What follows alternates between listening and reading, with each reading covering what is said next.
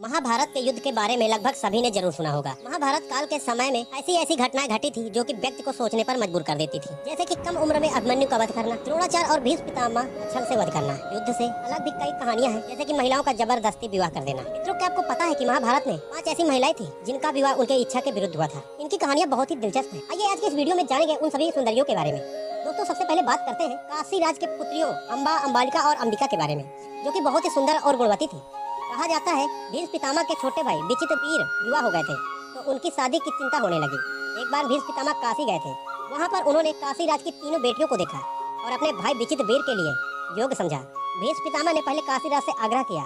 उसके ना मानने पर पितामह ने तीनों राजकुमारियों का हरण कर लिया और हस्तिनापुर ले आए। तब सबसे बड़ी राजकुमारी अम्बा ने बताया कि मैं राजा सालों से प्यार करती हूँ।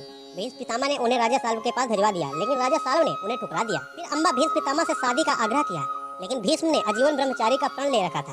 अम्बा फिर परशुराम के पास गई और न्याय मांगा, परंतु परशुराम कुछ कर नहीं सके क्योंकि भीष्म पितामह उनके शिष्य थे।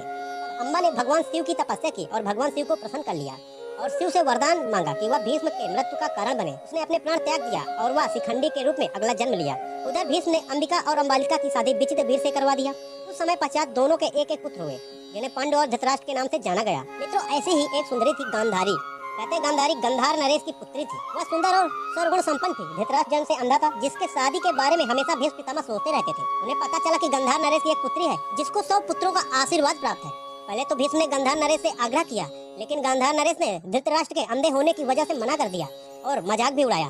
भीष्म ने अपना अपमान होता देख गांधारी को जबरदस्ती हस्तिनापुर ले आए और धृतराष्ट्र से विवाह करवा दिया। जब गांधारी का विवाह हुआ तो वह भी अपनी आंखों में काली पट्टी बांध लिया और आजीवन न देखने की कसम खाई। कुछ समय बीता तो गांधारी के 100 पुत्र उत्पन्न हुए, जो कि आगे चलकर कौरवों के नाम से जाने गए। मित्रों, एक और राजकुमारी थी जो कि कंबोज राजा चंद्रवर्मा की पुत्री थी, जिसका नाम भानुमति था। वह बहुत ही सुंदर, आकर्षक और बुद्धिमान थी। उसकी सुंदरता के किस्से काफी प्रसिद्ध थे। जब भानुमति का स्वयंवर हुआ तो वहाँ पर बड़े से बड़े योद्धा गए हुए थे, जैसे कि शिशुपाल, जरासंध, रुक्मी, वक्र, कर्ण और दुर्योधन भी गया हुआ था।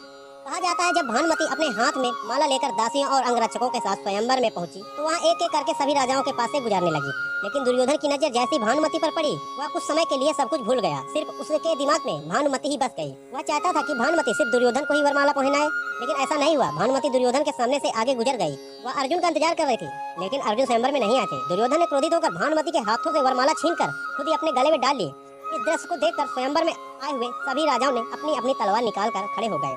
ऐसी स्थिति में दुर्योधन ने भानुमति का हाथ पकड़ा और महल के बाहर की ओर जाने लगा। तब सभी योद्धाओं ने उसे रोकने की कोशिश की। तब वह बोला, पहले आप सभी मेरे दोस्त कर्ण को परास्त करो, बाद में मेरे पास आना। सभी योद्धाओं को कर्ण ने परास्त कर दिया। इस तरह भानुमति से दुर्योधन ने जबरदस्ती विवाह कर लिया। दोस्तों, आज के वीडियो में बस इतना ही।